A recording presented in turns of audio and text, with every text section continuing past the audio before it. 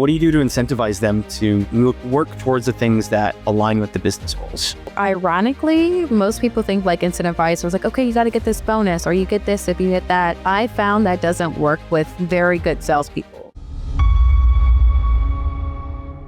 How do you measure the performance of your sales team, and what metrics are most important to you? So right now we track weekly for a sales rep and then also monthly. I do quarterly and annually for long term. But weekly, they'll pull how many leads they had for the week. In total, they have a minimum that they have to hit per week. How many of those they closed from those original leads, and then they get their close ratio from that data, and then their sold value. Those are the only 4 things we track internally. And most of the time, they all hit or exceed the minimum for those 4 data points. And then I do that monthly because some people, you could close them this week, they actually back out, or who knows what happens in life. So the monthly would be overall. And then when I pull quarterly, it's really going to let me know what stayed on from monthly, what I had each month versus what per quarter, what those numbers look like internally.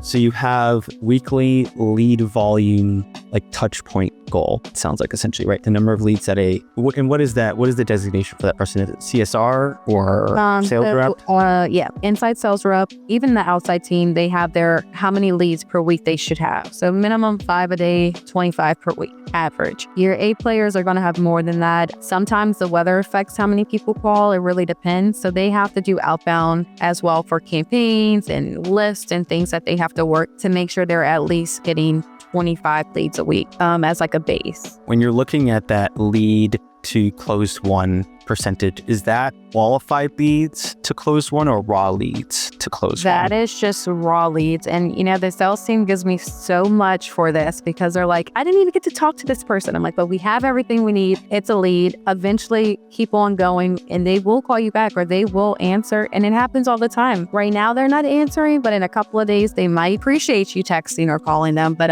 every so often on our monthly, I'll pull raw versus qualified. And we have a crazy higher number for, if we pitch something, the chances of closing it are much higher than including all of the leads that aren't really qualified, but it's better to include all of them because essentially you're either paying for the lead. It could have been a free lead or a referral. They're just as important. Those are more important because they're free. So you definitely want to make sure you keep those accounted for. And do you guys have an expectation or a goal for your close rate percentage of raw leads or qualified leads to close won? Yeah, so the inside team is at 45% weekly raw leads, 45% who's using so good.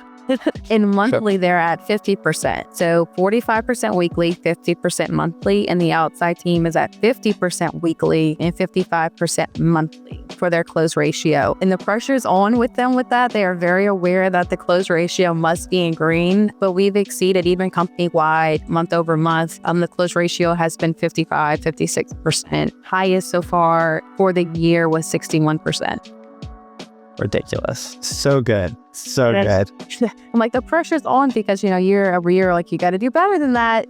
Come on, you got to do better than what we did last month. So it's very interesting to see the growth of it. And what do you do to incentivize reps to be the best, right? To close and to close well. And what do you do to incentivize them specifically to close the type of business you want to close, right? Because, for example, reps can close one-time deals all day. Getting someone to sign up for an annual agreement is a different sale, right? It's a different pitch. It's going to be a bit different. So, but of course you want that recurring business, right? That's largely, I know, how you guys measure success. So yeah, what do you do to incentivize them to work towards the things that align with the business goals?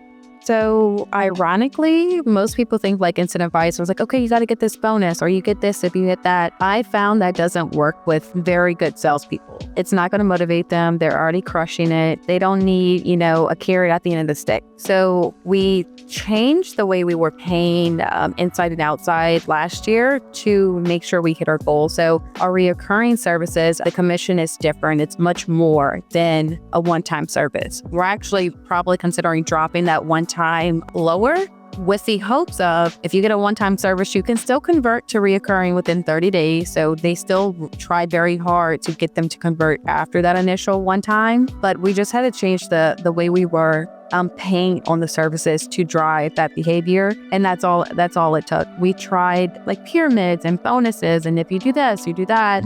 It was just exhausting. They were like, okay, great. The best person gets the same thing over and over again. So now we'll just do monthly kind of reward and recognize just generic things and more team building. So they all get together. They'll do like a team building, and whichever team wins, they all get gift cards. They all get extra cash or something like that. And that's been more motivation than if you sell this or if you do this, you get that, because that is their job. They're supposed to hit these numbers I give them. They're supposed to do these things. They're supposed to perform.